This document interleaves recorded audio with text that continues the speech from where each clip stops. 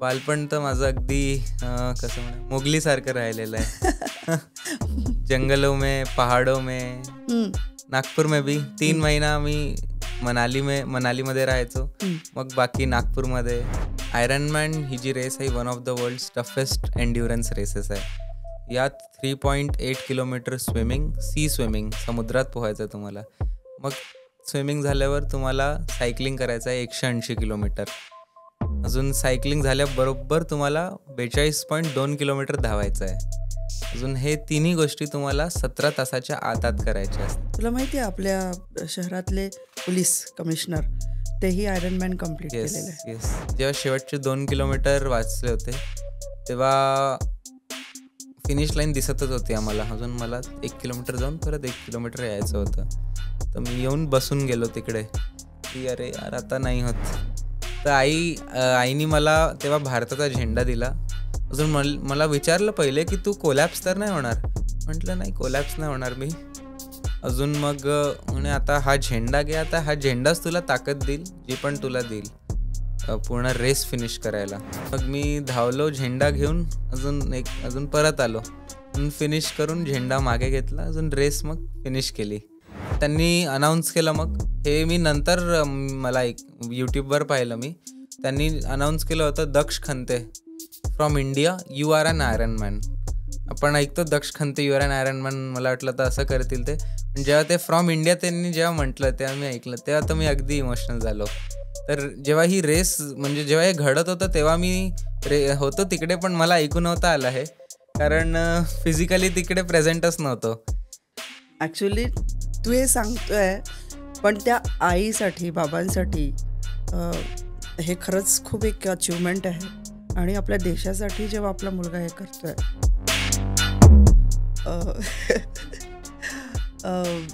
मी तर तुला जस्ट आता भेटली आहे, पण तुझ्या आईवडिलांची काय फिलिंग त्यावेळेची असेल ती मी समजू शकते आता. मेंटली टफ होणं गरजेचं आहे. तर मी कधीच ट्रेनिंग करताना कधीच मी इयरफोन नाही वापरले.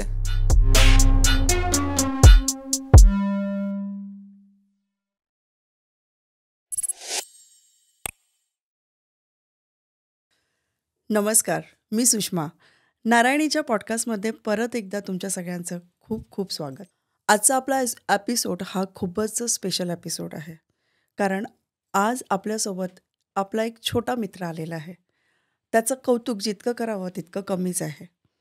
तुम्हीही एक गोष्ट अजून एक मला सांगावीशी वाटते, की तुम्ही दिलेल्या प्रतिसादामुळे आज आम्ही परत तुमच्यासमोर आहे.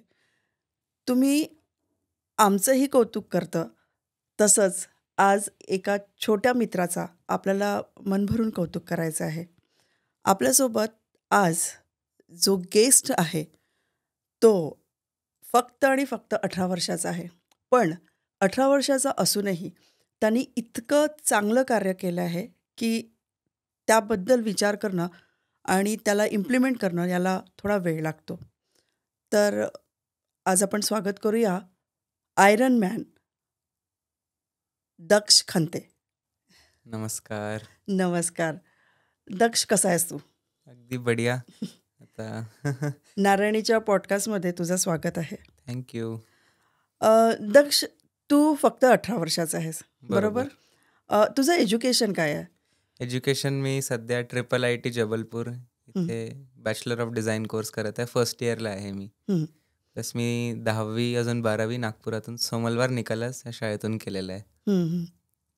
बरं. हा खूप अचिव्हमेंट ॲक्च्युली तू केला आहे. खरंच खूप कौतुक आहे तुझं. याची सुरुवात कशी झाली? आयरनमॅन ही जी रेस आहे याची सुरुवात झाली जेव्हा मी 14 वर्षाचा होतो. अजून मी क्रिकेट खेळायचो. असंच क्रिकेट खेळता खेळता एक नागपूरमध्ये रेस आली पहिल्यांदाच, टायगरमॅन ट्रायथलॉन नावाची. तर ट्रायथलॉन हा जो स्पोर्ट आहे हा 3 स्पोर्ट्सचा एक कॉम्बिनेशन आहे. एक स्पोर्ट ज्यात स्विमिंग, सायकलिंग अजून रनिंग तुम्हाला बॅक टू बॅक करावं लागतं, कंटिन्यू. तर ट्रायथलॉन पहिल्यांदाच ऐकलं होतं तेव्हा 2019मध्ये. अरे बा, पहिले तुम्हाला पोहायचं आहे, ते अंबाझरी तलावात नागपुरात. मग त्याच्यानंतर तुम्हाला सायकलवर बसून सायकल चालवायची आहे. अजून जर तुम्ही थकले नसाल तर तुम्हाला धावायचं पण आहे. तर नागपूरमध्ये ट्रायथलॉन आला होता. अजून मी टायगरमॅन ट्रायथलॉनमध्ये भाग घेतलेला होता. तर तसंच 10 दिवस मी क्रिकेट खेळायला जायचोच, तर माझा फिटनेस छान होता. प्लस मी मनालीमध्ये पण राहिलेलो आहे. मी दरवर्षी 3 महिने मनालीमध्ये राहतो. तिकडे ट्रेकिंग, माउंटेनिअरिंग थोडंफार करत राहतो. माझा फिटनेस छान होता, तर मी विचार केला की मला करायला पाहिजे. फिटनेस छान होतं म्हणजे याच्यासाठी एलिजिबिलिटी काय लागते? फिटनेससाठी तर काही एलिजिबिलिटी नाही लागत. हं. फिटनेस तर तुमचं सुरुवातीपासूनच जर तुम्ही मन लावलेलं आहे, अजून तुम्ही करत आहे, तर छानच असतं फिटनेस. आई-बाबांबद्दल सांग ना, की आई-बाबा काय करतात? माझी आई अजून बाबा डायरेक्टर्स आहेत CSC ऑलराऊंडरचे. हं, आम्ही ॲडव्हेंचर स्पोर्ट्सचं एक ऑर्गनायझेशन आहे. आम्ही मुलांना कॅम्प्सला घेऊन जातो मनालीला. आमचा रामटेकला मोठा बेस कॅम्प आहे. हं. अजून value based education, outdoor based learning. अजून मुलांना कसं आपल्या कम्फर्ट झोनशी पण बाहेर येऊन कसं ते नवीन गोष्ट शिकू शकतात. आउटडोअरमध्ये कसे राहू शकतात, सर्व्हाइव्ह कसं करू शकतात. या छोटी-छोटी गोष्टी जी आहे व्हॅल्यू बेस्ड एज्युकेशन बेसिकली, हं, हं. हे त्यांना शिकवायसाठी आम्ही कॅम्प्स घेतो. 14 वर्षाचा जेव्हा होता, तर हे प्रोत्साहन तुला कुठून मिळालं आहे? प्रोत्साहन तर सगळेच होते माझे आई, बाबा.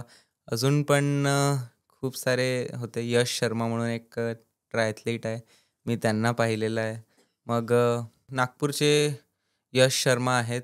ते एक ट्रायथलीट आहे. मग नागपूरचे फर्स्ट एव्हरेस्टर प्रणव बांडबुचे सगळ्यांना पाहता मी माझं ब्रॉटअप झालेलं आहे. तर तेव्हाच मला प्रोत्साहन आलं, की ट्रायथलॉन तर आपल्याला करायलाच पाहिजे. हं.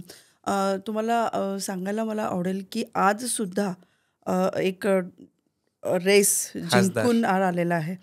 खासदार. सांग ना त्याच्याबद्दल? आज सकाळीच खासदार क्रीडा महोत्सव 2025चा ट्रायथलॉनची रेस होती आज. तर त्यात पण स्विमिंग, सायकलिंग अजून रनिंग होतं. त्यात पण मी आज फर्स्ट आलेलो आहे. हं. ती रेस करूनच मी आता इकडे आलेलो आहे. बरोबर. हं. तुझं बालपण कसं राहिलंय? बालपण तर माझं अगदी कसं म्हणू मोगलीसारखं राहिलेलं आहे. जंगलों में, पहाड़ों में, हं, नागपूर में भी 3 हं, महीना मी मनालीमध्ये राहायचो. हं, मग बाकी नागपूरमध्ये.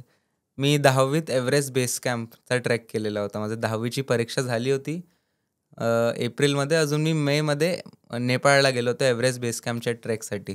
तर एव्हरेस्ट बेस कॅम्पचा ट्रेक केला मी. अजून तिकडूनच माझा एक स्टार्ट झालं मला इंटरेस्ट माउंटेनिअरिंग फील्डमध्ये, अजून ट्रायथलॉनच्या फील्डमध्ये.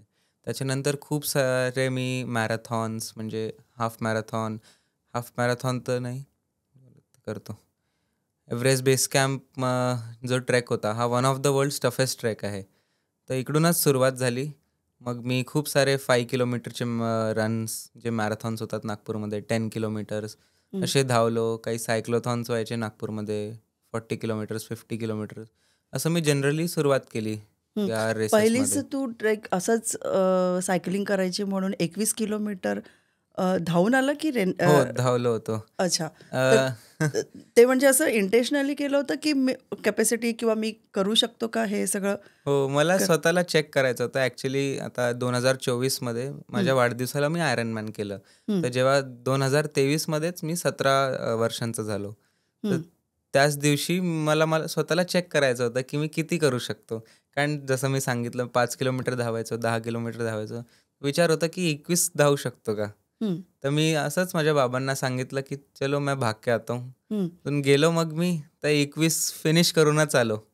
अगदी तेही दुपारच्या म्हणजे 12 वाजता गेलो होतो मी दुपारी.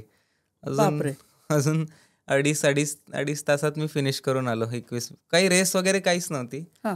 काही एक मेडल नाही, स्वतःला काही स्वतःला चेक करायला. स्वतःला चेक करायला. म्हटलं चलो उसके बाद कुछ खाएंगे.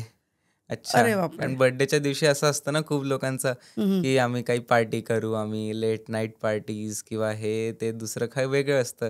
मला असं होतं, की पहिले काहीतरी चॅलेंजिंग करूया, अजून हं. मग बढ़िया कुछ तो फिर खाएंगे, असा था माझा गोल.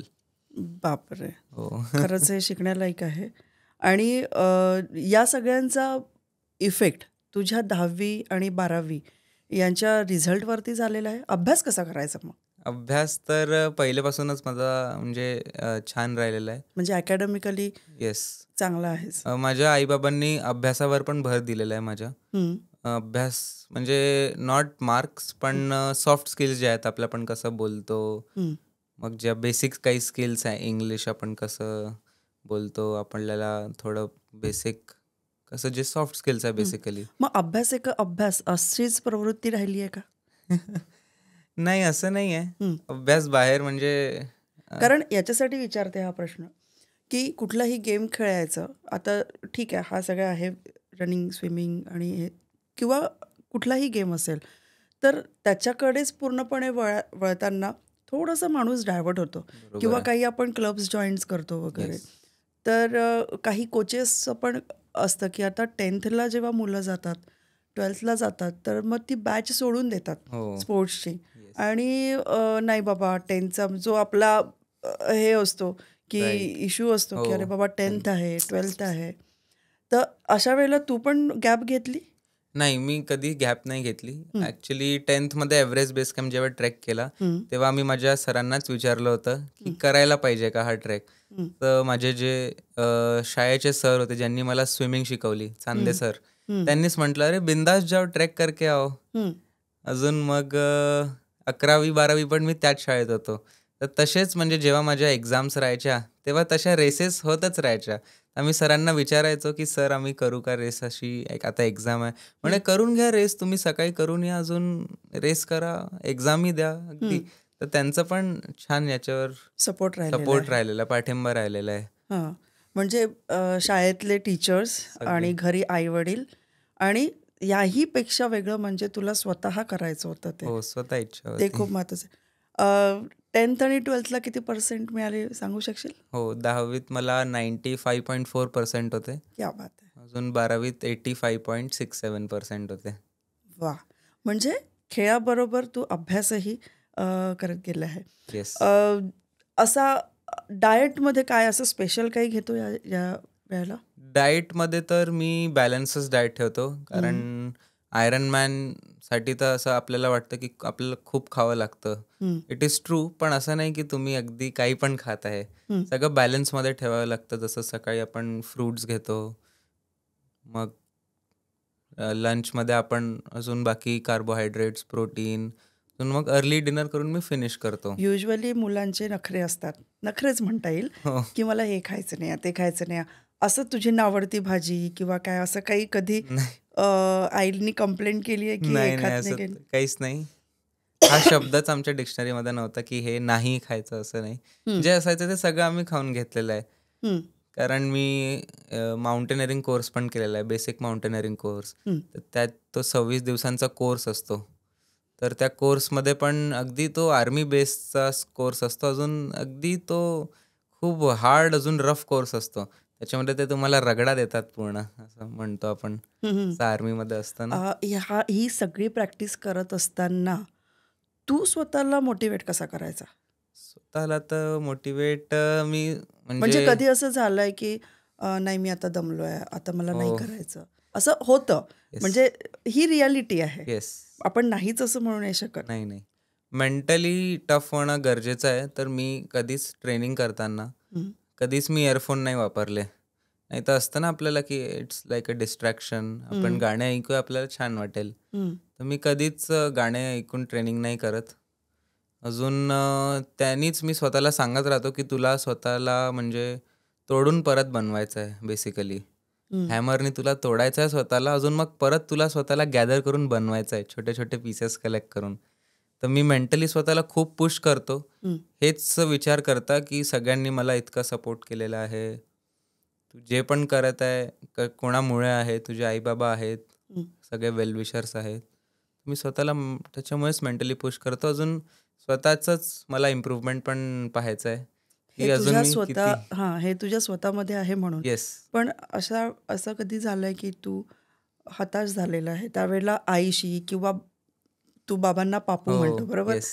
त्यांच्याशी यापैकी कोणाशी बोलून बोलला वगैरे हो, आहेस? हो. बोललेलं आहे. कसं समजवलंय त्यांनी तुला? काय झालं होतं एकदा मी जबलपूरमध्ये ट्रेनिंग करतो आता कॉलेज तिकडे. तर मी एकटाच ट्रेनिंग करतो, कोणी सोबत नसतं. हं, तर जन्माष्टमीच्या दिवशी मी 100 किलोमीटर सायकल चालवत होतो. हं, तर सायकल चालवताना 100 किलोमीटर चालवणे म्हणजे 50 जाणे 50 येणे असं होतं.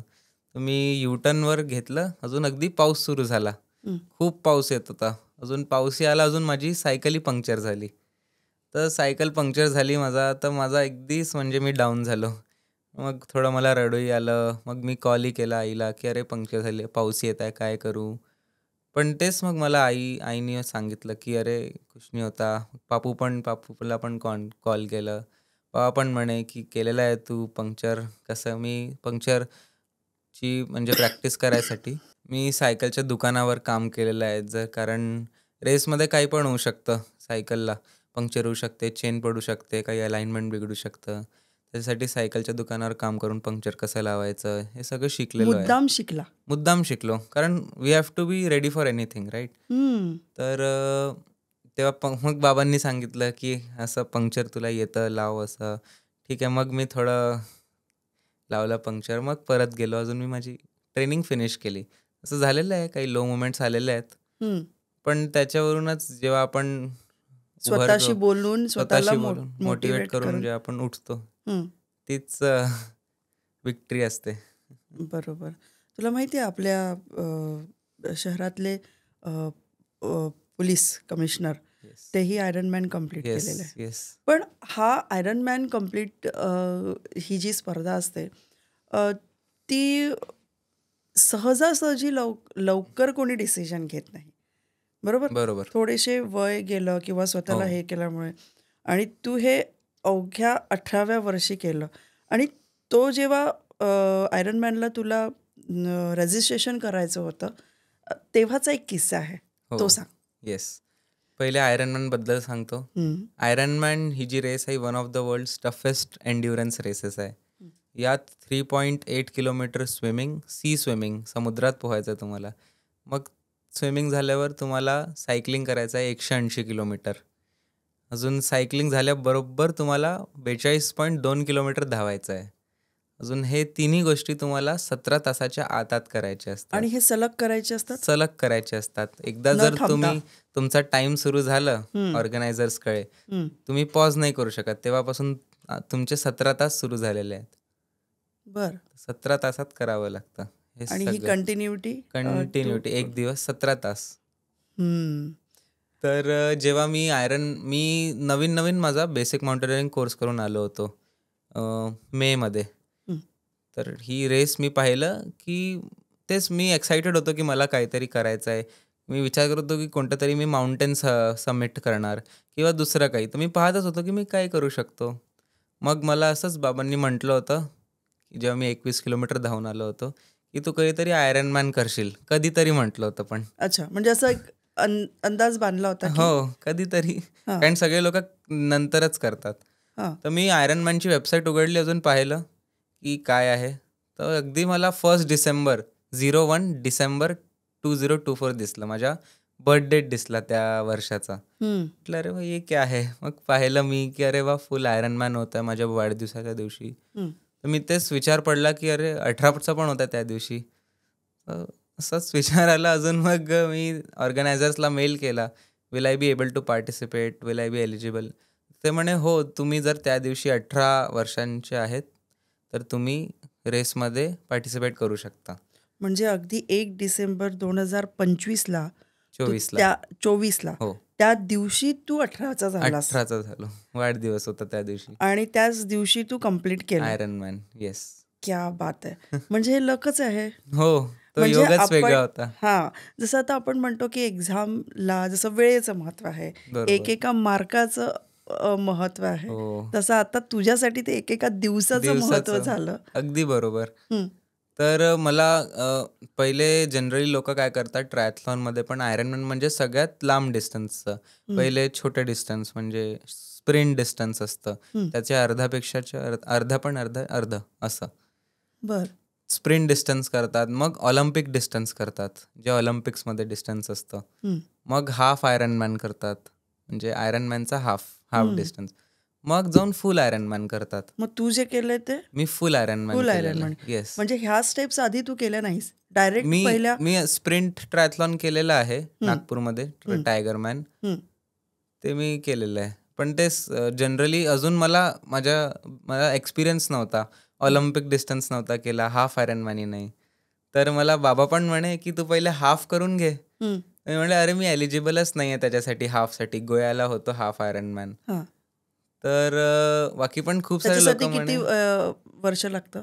आयरनमॅनची प्रिपरेशनसाठी 2 वर्ष तरी लागतात. म्हणजे तुम्हाला चांगल्या टाईममध्ये फिनिश करायचं आहे. लोक जनरली 1 to 2 इयर्स प्रॅक्टिस करतात त्याची. तुझी प्रॅक्टिस किती दिवसांची होती? माझी किती वर्षाची? 6 महिन्यांची प्रॅक्टिस होती आणि आयरनमॅनसाठी. मला प्रेक्षकांना सांगायला आवडेल की आयरन मॅन यांनी कम्प्लीट तर केलंच, पण सायकलिंग याला अजिबात यायची नाही दक्षला, बरोबर? हो. दक्षला सायकलिंग यायची नाही आणि 180 किलोमीटर त्या आयरन मॅनमध्ये सायकलिंग करायची असते. ते कसं काय केलं तू?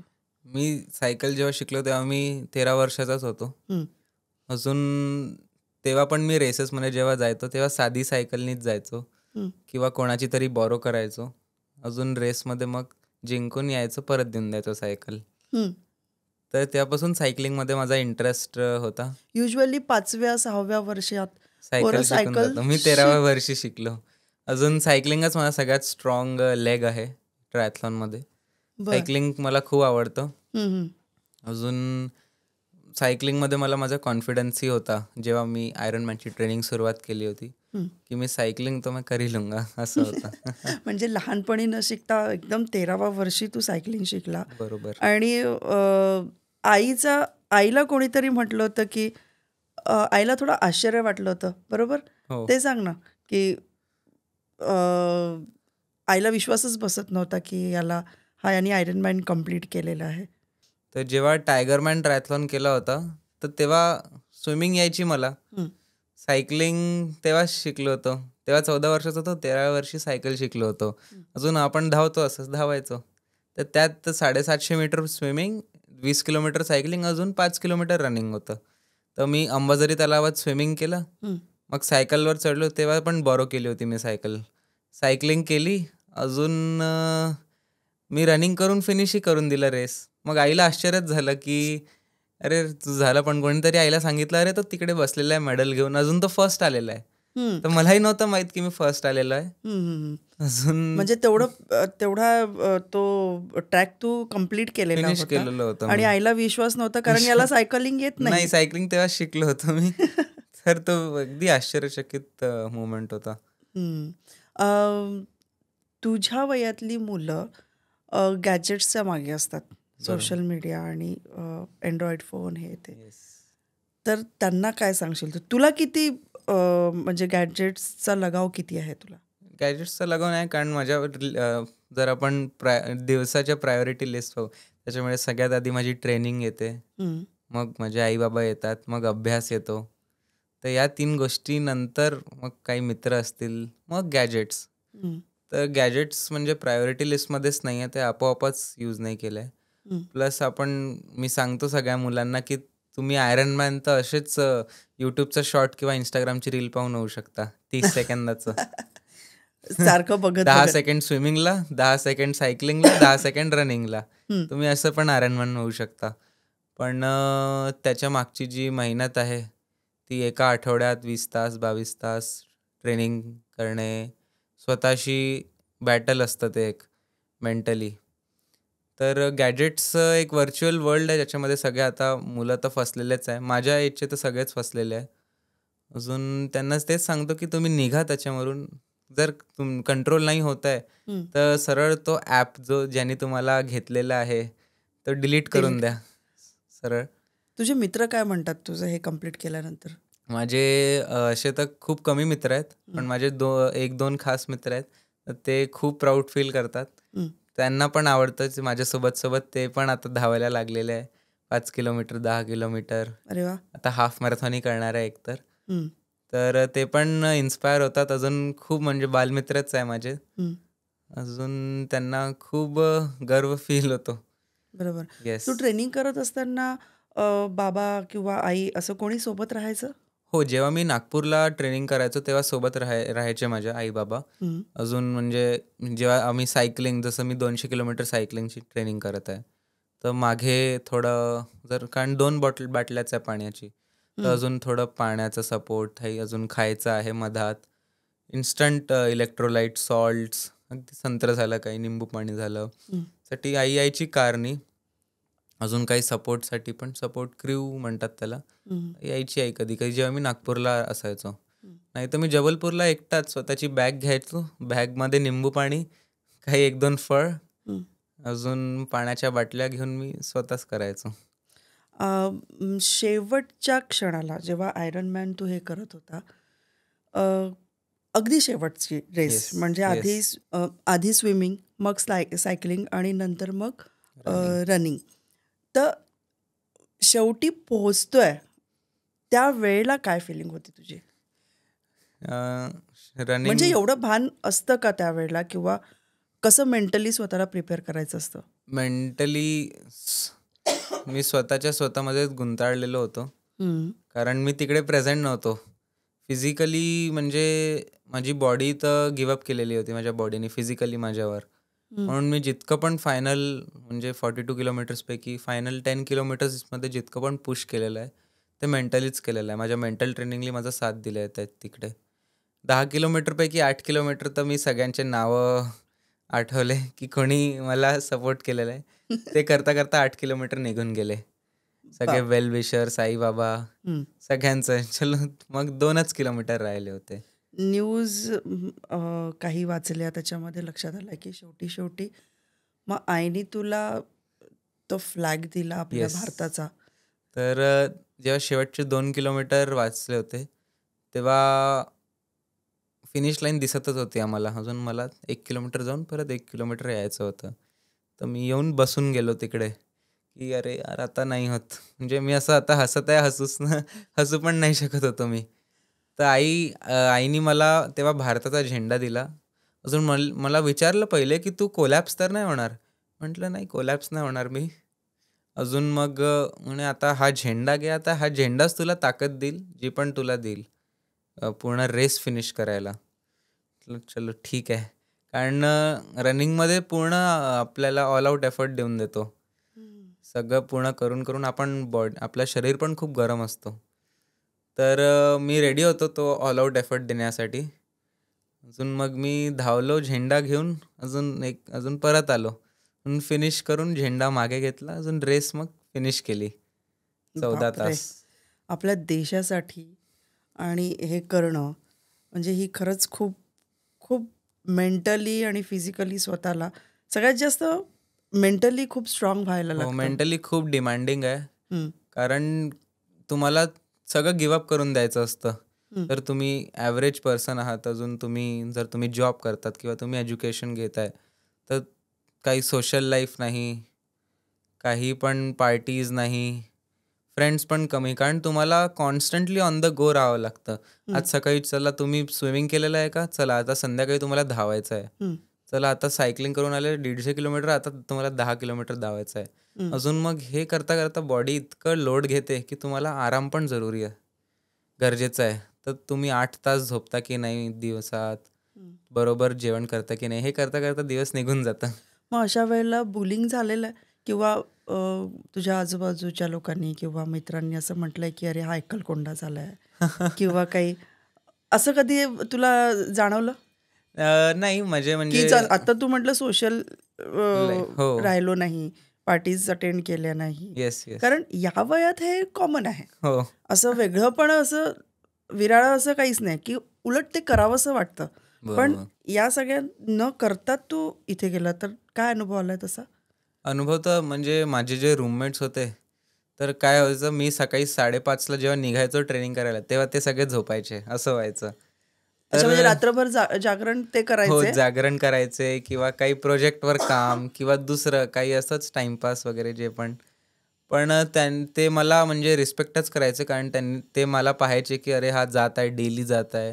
त्यांनी पण पाहिलं आहे मला 2-3 महिने, की हा जात आहे डेली. तर ते माझी रिस्पेक्टच करायचे.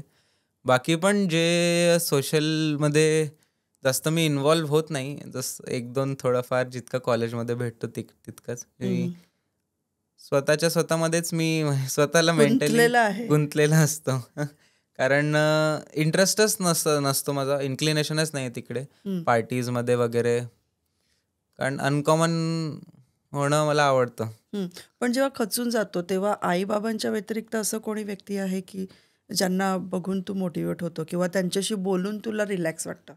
माझे कोच जे आहेत डॉक्टर अमित समर्थ, त्यांच्या अंडर मी पूर्ण ट्रेनिंग केलेलं आहे. हं. त्यांच्याशी जेव्हा पण मी बोलतो तेव्हा मी खूप मोटिवेट होऊन जातो. हं.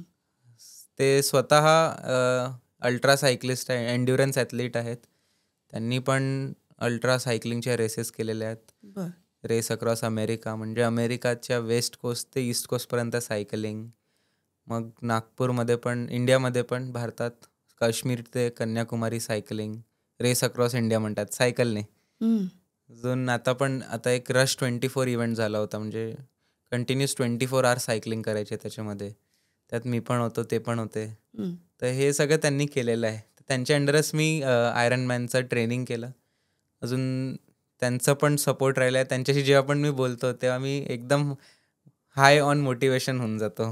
बिनधास्त एकदम. बिनधास्त अगदी. छान वाटतं त्यांच्याशी बोललं की. येस. मोटिवेशन मिळतं त्यांच्यासोबत. हो. बरं, आता तू ह्या रस्त्यावर तर गेलाय, ठीक आहे. पण घरचं वातावरण तुझं कसं आहे? घरचं वातावरण अगदी छान, फ्लेक्सिबल अगदी. म्हणजे पहिलेपासूनच आम्ही घरी मी अगदी कम्फर्टेबल आहे आईबाबांसोबत. हं. नाहीतर असं असतं ना, की अरे बोलू नाही शकत, परमिशन घेऊ नाही शकत कशाबद्दल, की कुठे बाहेर जायचं आहे काय. तर असं कधी राहिलं नाही. आईबाबांनी असं कधी म्हणजे घरचं वातावरण ठेवलं नाही. कधी पण आईनी पण, म्हणजे आता मी रेस करून आलो, तर कधी चल आता गाजरेचा आम्ही हलवा बनवतो आता. तर खूप बनवायचा होता. आता 4-5 गाजर तू पण किसून दे. हं. चल आता तू पण म्हणजे बनव. घरकामही सगळं भांडे घासून दे थोडेफार, झाडू मारून दे पटकन, चल ये. मग जा धावायला. तू पहिले हे कधी कर. असं नाही म्हटलं? कारण हल्लीची मुलं किंवा मुलं म्हणतात, की हे माझं काम नाही आहे, मी नाही करणार. असं कधी झालंय? नाही, असं काही नाही, कारण पहिलेच कधी हे शब्द ऐकले नाही, की हे माझं काम नाही. सगळ्यांनाच हे काम तर यायलाच पाहिजे. हं. भांडे स्वतःला घासणं, सर्व्हाइव्ह करायसाठी हो, म्हणत. ते यायलाच पाहिजे. हं. असं काही वाटलं नाही. अजून म्हणजे आईनी भांडी पण घासणं, झाडू मारणं किंवा घरी आईला मदत करणं, भाजी कापू दे किंवा काय करू दे. तर याच्यात कसलीही लाज किंवा असं कधीच नाही, वाटलं नाही, लाज की कशाची हो. आवडतंय सगळं. बरोबर आहे. कारण हे काम करत असताना मी एक सीरीज बघितली होती. त्याच्यामध्ये एक रिदम असतो. राईट. चॉपिंग करताय म्हणजे ती म्युझिकची होती. हो. चॉपिंग करताय त्याच्यामध्ये एक रिदम येस, आहे. येस. तू झाडू मारताय त्याचा आवाज तुला येतो आहे. हो, त्याचा ठेका पडतो कुठल्याही हो. गोष्टीचा. धुणी करताय किंवा भांडी करताय त्याच्यामध्ये पण तेही आपल्याला गोष्टी शिकवून जातं. हो, शिकवतो. आणि स्वतःशी जेव्हा आपण बोलतो तेव्हा आपल्याला कोणी दुसरं मोटिवेट करण्यापेक्षा स्वतःच करतो. स्वतःशी बोलून स्वतः मोटिवेट होऊ शकतो आपण. ते स्वतःमध्ये पाहिजे, है ना? बरोबर. नवीन जनरेशनच्या मुलांना म्हणजे आता तुझ्या सोबत्यांच्या मित्रांना तू काय सजेस्ट करशील? आता सगळ्यात मोठा डिस्ट्रॅक्शन तर मोबाईलच आहे. हं. मला असं वाटतं, की थोडं आपल्या कम्फर्ट झोनशी बाहेर स्टेप करायला पाहिजे. माझ्या एजचे जे अजून माझ्यापेक्षा जे छोटे पण मुलं आहेत. जर तुम्हाला असंच ट्रायथलॉन पण काही करायचं आहे, असेच काही नवीन इव्हेंट्स करायचे आहे, तर नागपूरमध्ये होत राहतात. असं नाही की तुम्हाला विदेशातच जायचं आहे. हं. नागपूरमध्ये पण टायगरमॅन ट्रायथलॉन होतो फेब्रुवारीमध्ये, आताही होत आहे. तर ही एक चांगला अपॉर्च्युनिटी आहे, की तुम्ही मोबाईलला बाजूला ठेवून एक नवीन वर्ल्डमध्ये तुम्ही स्टेप कराल. कारण मोबाईलची दुनिया वेगळी असते. सगळ्या रील्स ते खूप म्हणजे वेगळंच असतं. फसून गेलेले आहे हं. म्हणजे माझ्या एजचे सगळे मुलं. तर काही नवीन करायला पाहिजे, तर त्याच्यासाठी तुम्ही करू शकता. प्लस मी स्वतः 3 महिने मनालीला राहतो. आम्ही तिकडे कॅम्प्स घेऊन जातो. तर तिकडे अगदी छान असतं.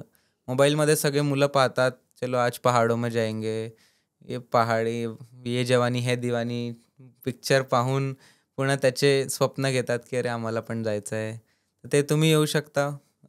मनालीला पण येऊ शकता हं. एका आमच्यासोबत. पिक्चरबद्दल तू उल्लेख केला होता आपण जेव्हा बोललो होतो तेव्हा. कुठला होता तो? Student of the year. हां, त्याच्याबद्दल काय? स्टुडंट ऑफ द इयरची जी फायनल रेस असते, हं. ती पण एक ट्रायथलॉनची रेस असते. हं. तर तेव्हा म्हणजे जेव्हा नागपुरात पहिल्यांदा मी ही रेस केली होती, तेव्हा माझ्या लक्षात होतं, अच्छा हा ही रेस मी एका पिक्चरात पाहिलेली आहे. हं. म्हणजे पिक्चर असं नाही आहे, की ह्या वयातली मुलं पिक्चर बघू नका. काही नाही, नाही, चित्रपट असं आहेत काही नाही. किंवा हे काही वेगळं पण करू नका. पण त्याच्यातूनही सतत शिकण्याची हो, एक उमेद असायला पाहिजे. शिकण्याची टेंडन्सी असायला पाहिजे.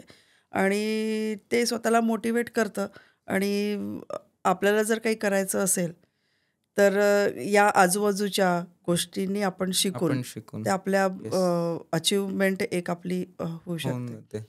अ, घरी अजून कोण कोण आहेत? घरी आई आहे, बाबा, अजून माझी एक छोटी बहीण आहे 8 वर्षाची.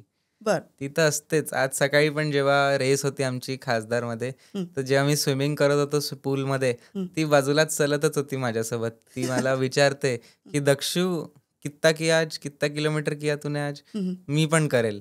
आता हं. ती पण माझ्या मागे-मागेच आता करत आहे. स्विमिंग करते ती, सायकलिंगही करते, रनिंगही करते. हां, म्हणजे मोठा दादा करतोय, म्हणून तर तिला पण वाटतंय, की हां, मी हो, पण ती करायला आज पाहिजे. पण सोबत होती. हं, आज पण जेव्हा मेडल मिळालं, गोल्ड मेडल, तेव्हा ती पाहून खुश आहे अगदी आता. आईने सांगितलं मला, हं. "अरे वाह! मेडल मिळालेलं आहे." तर ती तर अगदी म्हणजे माझी best love of my life आहे ती. नाव काय तिचं? धीरा. अ, दक्ष, रेसमध्ये जेव्हा आयर्नमॅनची ही रेस सुरू होती, तेव्हा काही असे अनुभव आहेत सांगण्यासारखे? नक्की आहे. आयरन मॅन तर म्हणजे अगदी ती ब्रुटल रेस आहे. हं, ती एकाच्या फिजिकल अजून मेंटल बॉडीवर खूप टोल घेते. अ, आम्ही जेव्हा ऑस्ट्रेलियाला पोहोचलो, तिकडे झाली होती हं. आमची रेस. प्रेक्षकांना सांगायला आवडेल, की अ, दक्षनी आयर्नमॅन वेस्टर्न ऑस्ट्रेलिया. ऑस्ट्रेलिया अशी ही रेस केलेली आहे. बरोबर. बरोबर? हां. येस. तर तिकडे माझ्यासोबत माझ्याऐवजी पण 3500 ॲथलीट्स होते. बरं. 3500 खेळाडू होते, तेही 52 देशातून हं, वेगवेगळ्या. तर तिकडे पहिले आम्हाला त्यांनी ब्रीफिंग केलं, की तुम्हाला असं-असं करायचं आहे. पहिले त्यांनी मग आम्हाला रूट दाखवला. स्विमिंगचा पण एक डिफाईन्ड रूट असतो, हं, की पहिले तुम्हाला एक सरळ जायचं आहे, मग लेफ्ट, मग जे पण रूट 3.8 किलोमीटर्सचा, मग 180 किलोमीटर सायकलिंगचा पण रूट असतो. तर जर तुम्ही त्या रूटच्या व्यतिरिक्त कोणत्या रोडवर गेले, तर तुमचा टाईम जाणार ते. ते ते डिस्टन्स काउंट नाही होणार. तुम्हाला त्या रूटवरच करावं लागतं. हं, तर ते लक्षात घेणं ॲथलीटची रिस्पॉन्सिबिलिटी असते. तर ते सगळं पण म्हणजे लॉजिस्टिक्स पण तुमच्या मनात पाहिजे, की असं नाही की चलो काही बी स्विमिंग केलं, ते हं. पोह्यातील झालं, किती झालं. तुम्हाला बरोबर जे त्यांनी रूट दिलेलं त्याच्यावरच करावं लागतं. तर मी कंटिन्युअसली व्हिज्युअलाइज करत होतो, की काही म्हणजे माझ्यासोबत काही घडू शकतं का? म्हणजे दुसरं काही माझं काही पंक्चर होऊ शकते का? तर मी रेसच्या आधीच सायकलमध्ये पंक्चर किट ठेवलेली होती. तयार होतो मी कशासाठी पण. मग रेस डे आला. अजून मग स्विमिंग होतं सगळ्यात आधी. तर स्विमिंग म्हणजे 3.8 किलोमीटर समुद्रात तुम्हाला पोहायचं आहे. पण समुद्रात पोहणे म्हणजे हा वेगळाच चॅलेंज असतो. खारट पाणी असतो. सगळ्यात मेन म्हणजे मी पहिल्यांदाच समुद्रात पाय ठेवला होता. हं. कारण नागपुरात तर समुद्र नाही. तर ऑस्ट्रेलियातच इंडियन ओशनमध्ये होतं आमचं स्विमिंग. मी 1-2 दिवस पहिल्यांदा सी स्विमिंग केली होती. हं. तर मी म्हटलं, "अरे बापरे! खारट पाणी इतकं तोंडात जातंय, कसं करू आपण?" तर तो छोटा चॅलेंज होता. मग वेव्हज असतात, खूप मोठे-मोठे वेव्हज. हं. तर सी स्विमिंगमध्ये हे 2 चॅलेंजेस आहे. तिसरा चॅलेंज म्हणजे 3500 ॲथलीट सोबत आहे. ते एकामागे एक 5-5 सोडतात. तरी खूप लोकं एका वेळात स्विमिंग करायला जात आहे. ते हं. एकामेकाला हात मारणे, कोणाचं गॉगल पडून जाणे, कॅप निघून जाणे. मग ॲक्वॅटिक लाईफस्टाईल असते पूर्ण सीमध्ये. हं. त्यांना तर आपण थांबवू नाही शकत. ते वरती येतात, कधी कोणी स्टिंग करत आहे काही. हे बापरे! छोटे-मोठे 4-5 चॅलेंजेस होते सी तुझ्यासोबत स्विमिंगचे. झालंय असं? माझ्यासोबत तर फॉर्च्युनेटली नाही झालं. हां. पण मग 2 दिवसाआधी मला एक स्टिंग केलं होतं हं, जेलीफिशनी. हं. ठीक आहे, पण रेसमध्ये नाही झालं ते छान. हां. तर आम्ही स्विमिंग सुरू केलं. तर स्विमिंगमध्ये त्या दिवशी तेव्हा ऑस्ट्रेलियामध्ये समर होतं. तर पाणी वॉटर टेम्परेचर अगदी कमी होतं. 16 डिग्री सेल्सिअस होतं. थंड पाणी होतं. प्लस एकामेकाला हात मारत आहे. मला पण कोणीतरी हात मारलं. मी पण कोणाला हात मारून दिला. चुकूनच, आपल्याला काही हां. माहिती पण नसतं. असं मुद्दामून कोणी बदमाशी नाही, नाही, करतं? नाही. मुद्दामून नाही. नाही ना? स्पोर्ट्समन स्पिरिट ते सॉरी म्हणतात स्विमिंग करताना, असं सॉरी असं. तर स्विमिंग केलं. मग अशा अगदी एक मोमेंट असायला, अशा वेव्हज आल्या, की आम्ही पूर्ण पाण्यातच वॉशिंग मशीनसारखं टॉस झालो. सगळे एका वेळातच, जे सोबत एका लाईनीत होते. अशी वेळ झाली, की सगळे असे उलटे झालो. हं. कळलंच नाही काही काय झालं. मग ती ट्रेक पण डिस्टर्ब झाली असेल, की कुठून जायचंय? तर ते होत असेल ना थोड्या होतं, होतं. वेळासाठी? ते होतं थोड्या वेळासाठी. ते एक मोठा एक बॉय लावतात येलो कलरचा. तिथपर्यंत तुम्हाला कसं तरी करून पोहोचायचं, मग तिकडून असा लेफ्ट घ्यायचा, असं असतं तो रूट. म्हणजे तो रूटही लक्षात ठेवणं रूट लक्षात ठेवणं. तेही एक चॅलेंज आहे. येस. हं. स्विमिंग मग फिनिश केलं. खारट पाणी कंटिन्युअसली तोंडात जातं, म्हणून मी स्विमिंगच्या आधी काय केलं होतं, मी खारट पाणी पिऊनच घेतलं होतं. हातात घेऊन पिऊनच घेतलं होतं. हं. कारण म्हटलं आता कसं करायचं, काय करू, घ्या आता. तुला स्वतःला सांगून दिलं होतं की 1.5-2 तास आता तुझ्या पाणी प्यायचं. बॉडीमध्ये हेच पाणी येणार आहे. हं. मग स्विमिंग माझं फिनिश झालं एक 1 hour 35 मिनिट्समध्ये. मग स्विमिंग, मग मला माहिती होतं आता मला सायकलिंग करायचं आहे. मग खारट पाणी इतकं आतमध्ये गेलं होतं, म्हणून मला म्हणजे उजवी काय डावं काय हे पण नव्हतं कळत. म्हणजे व्हिज्युअलायझेशन थोडं 30 सेकंदसाठी सगळं ब्लरी होतं. हं. मग तिकडे एक शॉवर लागलं होतं साध्या पाण्याचं. मी शॉवरमध्ये गेलो. अजून कॅप गॉगल काढून मी थोडं शॉवर घेतलं. अजून मग धावता धावता आई दिसली मला माझी. अरे हॅलो असं म्हटलं. मग धावता धावता परत मी थोडं वॅसलिन लावलं स्वतःच्या पायाला, कारण अगदी ऊन होतं खूप. पीक ऑफ समर होतं ऑस्ट्रेलियाचं. अजून सायकलिंगचं हेल्मेट घातलं, सायकलिंगचे शूज घातले. मग मी स्टार्ट केलं माझं सायकलिंग. म्हणजे 180 किलोमीटर सायकलिंग.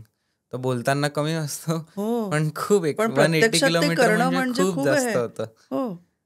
पण तयार होतो मी सायकलिंग मध्ये. मी जास्त पुश नाही केलं, पेशंटली सायकलिंग केलं, कारण सायकलिंग नंतर मला 42 किलोमीटर धावायचं पण होतं. सायकलिंग केलं हळूहळू. 10, 20, 50 किलोमीटर झाले, 60, 90 किलोमीटर झाले. मग अगदी अचानकच पाऊस आला. ऑस्ट्रेलियाच्या पीक समरमध्ये त्याच दिवशी पाऊस आला. हा असा एक मुवमेंट होता. सगळे शॉक झालेले होते. मग सगळ्यांची स्पीड कमी झाली.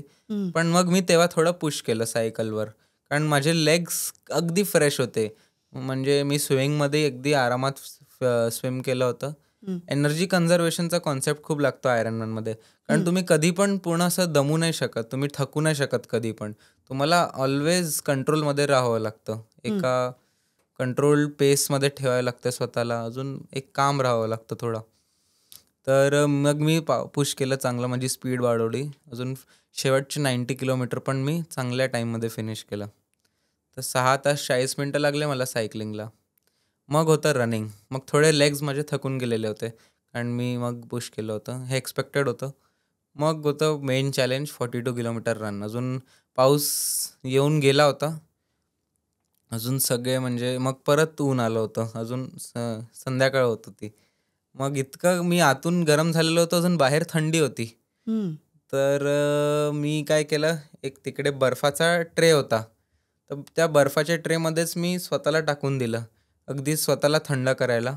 आणि बॉडी इतकी गरम होऊन जाते, आतून गरम बाहेरून पाऊस येत आहे, तर टेम्परेचर अगदी मिसमॅच होत असेल. हो, स्वतःलाही माहिती नाही की बॉडीमध्ये काय होत आहे.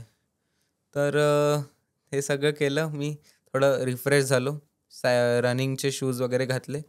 अजून मग मी धावायला सुरू केलं. पहिले मी 42 पैकी पहिले 10 किलोमीटर मी स्वतःला चेक केलं की पाय ठीक तर आहे, काही होत तर नाही आहे. तर ठीक होतं मी. मग अजून मी 21 किलोमीटर झालं. मेंटली तर खूप पुश करावं लागतं, कारण कंटिन्युअसली तुम्हाला धावायचंच आहे, तुम्ही थांबू नाही शकत. जर तुम्ही थांबले तर तुमचंच नुकसान आहे. मग 21 किलोमीटर नंतर मी थकत होतो हळूहळू. मला माहिती होतं मी थकणार होतो. मग मी सुरू केलं आपलं म्हणजे मेंटल पुशिंगचं. मी माझा बटन ऑन केला. चलो अभी सुरू हो. काय भावना होती तेव्हा, काय बोलत होता स्वतःशी? मी खूप बोलतो रेस करताना. ही पण एक स्ट्रॅटेजी आहे. म्हणजे जेव्हा धावत राहतो तर मी अगदी असे जोरात चलो चलो चलो, हा चलो अभी इसके आगे जा, हा अभी आराम से ले, असं मी स्वतःला म्हणत असतो, खूप पुश करत असतो. सोबतचे पण येतात, ते पण पाहतात, अरे वा, ते पण येतात कधी कधी सोबत. तर स्वतःला पुश केलं. मग शेवटचे 15 किलोमीटर राहिले होते, तेव्हा मग माझ्या बॉडी पूर्ण गेली होती. माझ्या बॉडीने म्हणजे मला आन्सर करून दिलं होतं की आता माझी लिमिट झालेली आहे. तेव्हाच माझं मेंटल कॅपॅसिटीची सुरुवात झाली. म्हणजे बॉडीने 100% आपलं देऊन दिलं, अजून बघ मेंटली तर मैं शुरू ही हुआ अभी और मैं खींच सकता हूँ, और मला माहिती होतं हे. तर 15 किलोमीटर्स जे फायनलचे होते तेव्हा 5 किलोमीटर झाले. अजून मग रात्र पण झाली होती. तर थंडी पण होती, अजून बॉडी आतून गरम होती. हम्म. तर मी थोडा थांबायचो, पाणी प्यायचो, थोडा कोका कोला प्यायचो, काही खायचो, ब्रेड वगैरे, अजून परत धावायचो. हे सगळं ठेवलेलं असतं त्यांनी. हे सगळे त्यांनी दर 2 किलोमीटरवर 8 स्टेशन असतात, हम्म. ते ठेवतात तिकडे. तर बरं. आपल्यासोबत बाकी पण ॲथलीट्स असतात. हम्म.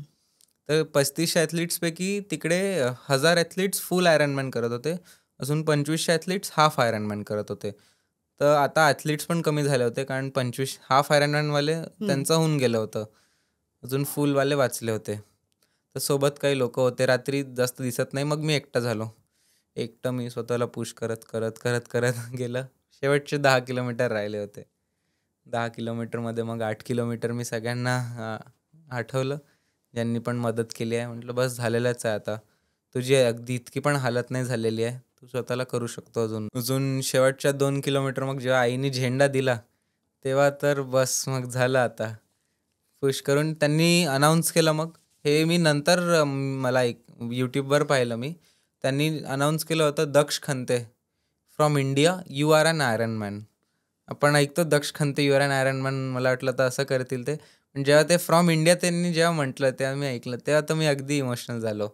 तर जेव्हा ही रेस, म्हणजे जेव्हा हे घडत होतं, तेव्हा मी होतो तिकडे, पण मला ऐकू नव्हतं आलं हे, कारण फिजिकली तिकडे प्रेझेंटच नव्हतो. ती ॲक्च्युली तू हे सांगतोय, पण त्या आईसाठी, बाबांसाठी हे खरंच खूप एक अचिव्हमेंट आहे. हो. आणि आपल्या देशासाठी जेव्हा आपला मुलगा हे करतोय,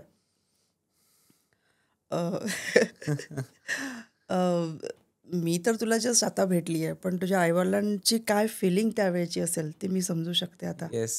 आई मग तर अगदी म्हणजे फिनिश केलं मी, अजून कोलॅप झालो तिकडे, पडून गेलो असं. मग आई होती तिकडे, मी आईला अगदी लांब हक केलं, अजून मग फायनली मला हॅपी बर्थडे विश केला आईनी. अरे कारण बापरे, मला वाढदिवस त्या होता त्या क्षणाला तू दिवशी. 18चा झालेला आहेस, हो. बरोबर. तर तेव्हा म्हटलं, अरे हो, वाढदिवस पण आहे आपला आज. तर ते तर लक्षातच नव्हतं.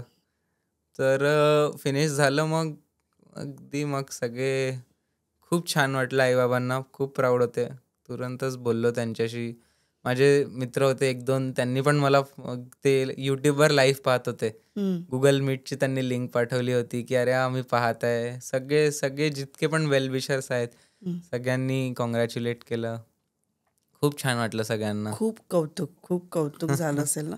आणि हे जे 3.8 स्विमिंग, मग आणि त्याच्यात लगेच त्याच्यामध्ये जो वेळ किती असतो, किती वेळ तुम्हाला कंटिन्युटी सुरूच असतं ते? म्हणजे स्विमिंग झालं की मग ट्रान्झिशन 1.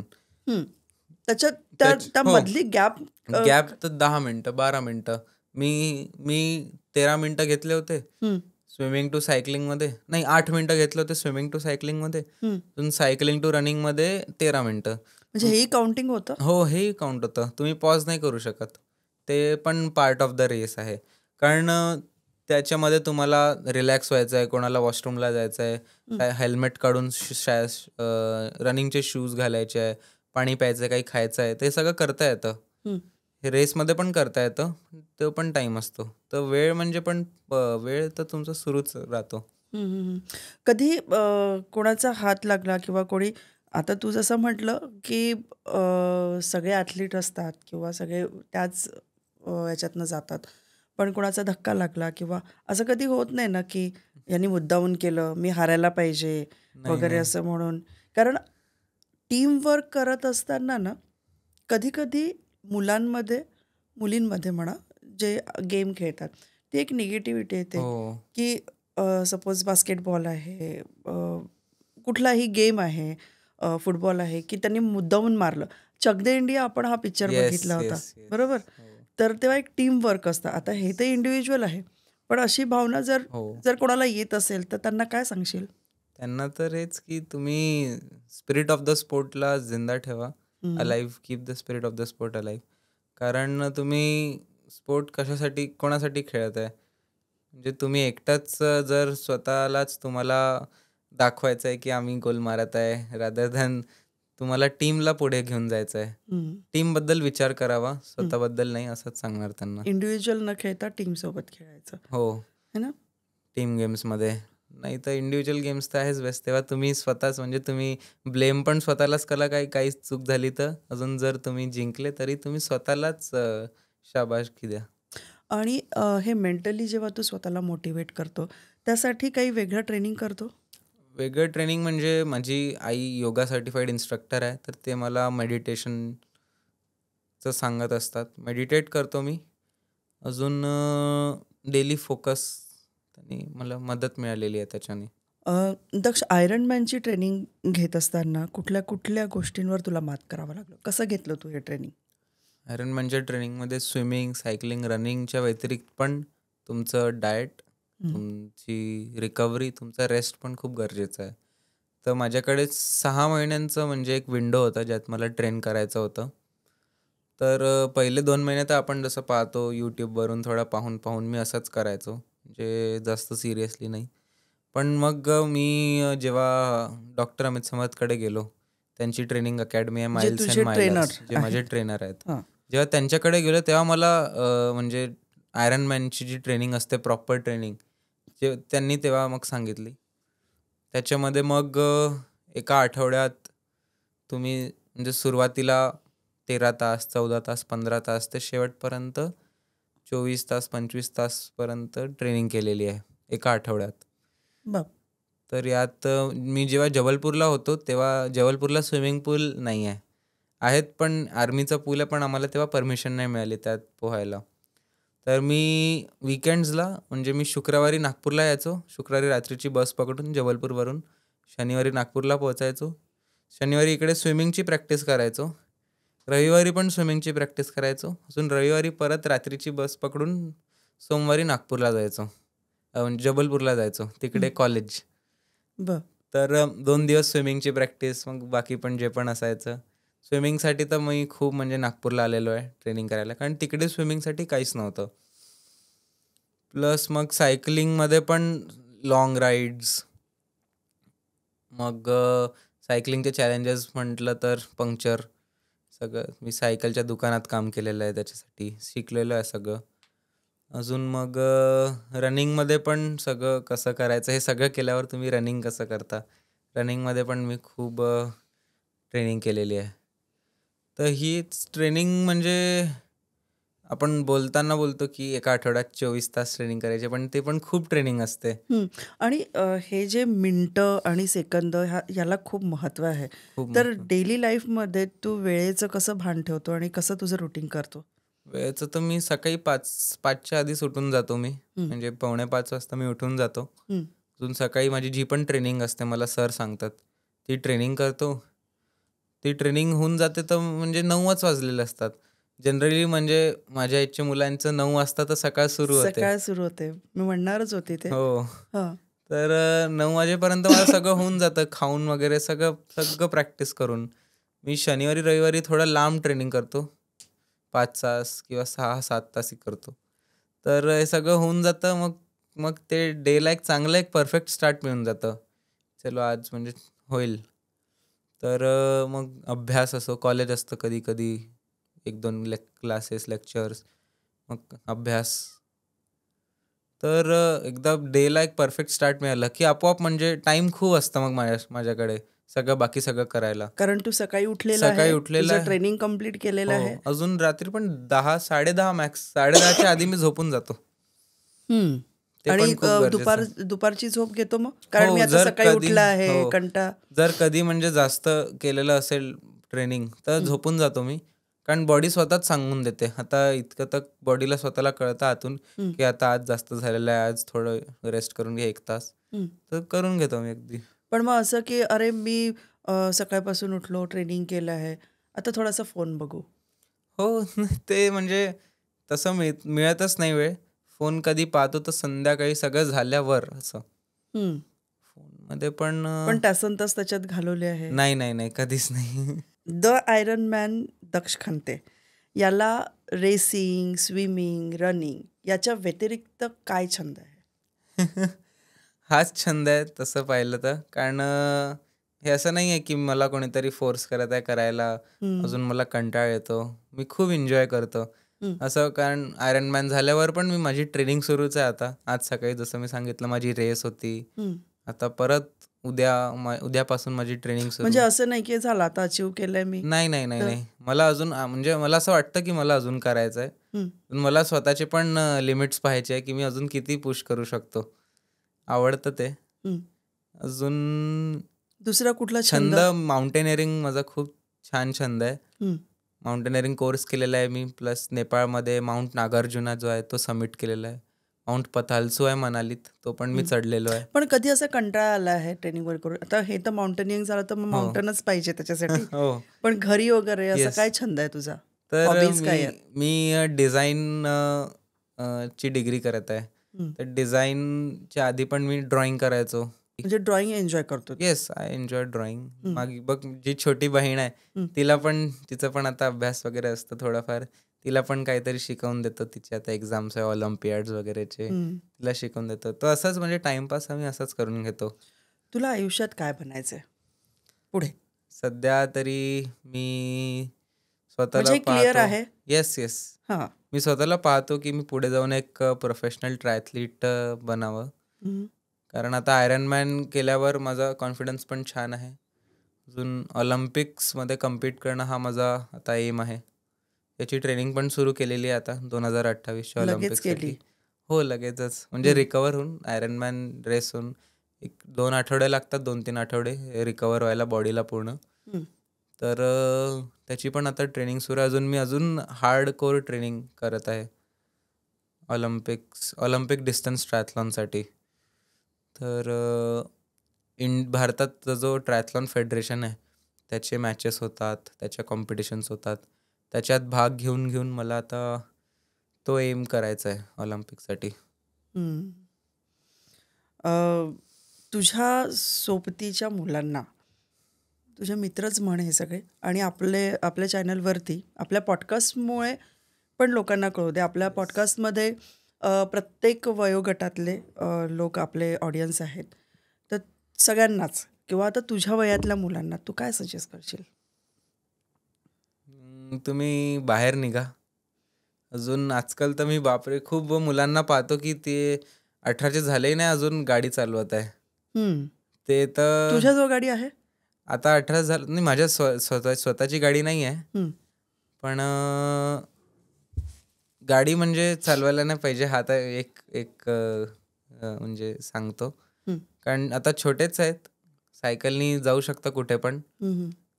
तर सायकलनी तुम्ही कम्युट करा तर ते छान आहे. मला प्रेक्षकांनाही सांगायला आवडेल की दक्ष घराचे कामं तर करतो सोबत, पण आईने सांगितलं काही आणायचं असेल तर तो सायकलनीच जातो, असं मी ऐकलेलं आहे. अगदी बरोबर. सायकलनीच जातो का म्हणजे गाडी घेऊन का? कारण ते तुझं पॅशन आहे. हो, पॅशन आहे, आवडतं ना, म्हणूनच. नाही तर कंटाळा असं काही येत नाही. सायकलनीच जातो. पण असं हट्ट कधी आई बाबांकडे केला नाही की मला गाडी पाहिजे मला? नाही. माझं आतापर्यंत लायसन्सही नाही बनलाय. 18 झालो मी, पण आतापर्यंत लायसन्स बनणं ते तर वेगळीच गोष्ट आहे रे. पण या वयातली मुलं मागतात की हो, गाडी मागतात. ते म्हणजे मी शॉकच झालो होतो, कारण मी पाहिलं खूप लोकांना गाडी साहेब. अरे तू तर 16 वर्षाचा आहे, गाडी कुठून आली तुझ्याकडे? म्हणजे कारण मी कधी मागितलं नाही, अजून विचारही केला नाही गाडीचा. तर पाहते बापरे 4 व्हीलरही चालवतात काही तर. हो ना, 16 वर्षाची मुलं हो चालवतात. मग ते इंस्टाग्रामवर स्टोरीज टाकतात, शोशा की आम्ही चालवत असे गाणे मोठ्या मोठ्या आवाजात गाणे वाजवून. तर दुसरा गोल म्हणजे हाच की तुम्ही म्हणजे आता शोची पूर्ण म्हणजे दुनिया आहे. शो ऑफ करणं की आता मी हे करत आहे, मी इकडे बसलो. छोटं अचीव्ह केलं तरी म्हणजे असं दाखवत आहे की आम्ही खूप काही केलं. तुम्ही दाखवा, खूप चांगली गोष्ट आहे, पण जास्त स्वतःवर फोकस करा. अजून मेहनत करून मग अचीव्ह करा. तर कारण माझ्या आईने सांगितलंच होतं. मी पण म्हणजे इंस्टाग्रामवर जास्त ॲक्टिव्ह नसतो, जर काही स्टोरी वगैरे टाकणं. तर आईने तेच म्हटलं होतं की तू स्वतः वगैरे काही टाकू नको, दुसरे लोक टाकतील तुझ्याबद्दल. तर म्हणजे असं काहीतरी कर की दुसऱ्यांनी तुझ्याबद्दल टाकलं पाहिजे स्टोरीज किंवा. हो, तर तेच सांगणार की शो ऑफमध्ये नका राहू. अजून अर्ली एजमध्ये गाड्या पण नका चालू. खूप खूप कौतुक दक्ष तुझं. आणि मला तुम्हा सगळ्यांना सांगायला खूप आवडेल की अ, दक्षचा हा जो सगळा अनुभव होता तो खरंच कौतुक करण्यासारखाच आहे. अ, याच्यावरून आपल्याला अ, हे लक्षात घ्या की कुठली आपल्या सगळ्यांमध्ये काही ना काही गुण असतात आणि फक्त ती ओळखायची आणि मेंटली आणि फिजिकली स्वतःला प्रिपेअर करण्याची गरज असते. कधीही कुठलीही वेळ अ, म्हणजे गेली आहे असं म्हणू शकत नाही, नाही. कधीच नाही. म्हणतात ना की जब जगो तब सवेरा.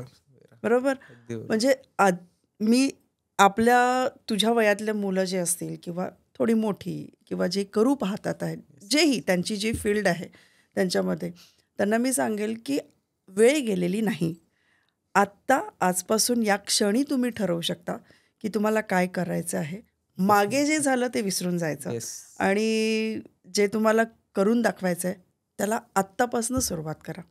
येस. दक्ष, तू आलास. खूप छान वाटलं तुझ्याशी बोलून.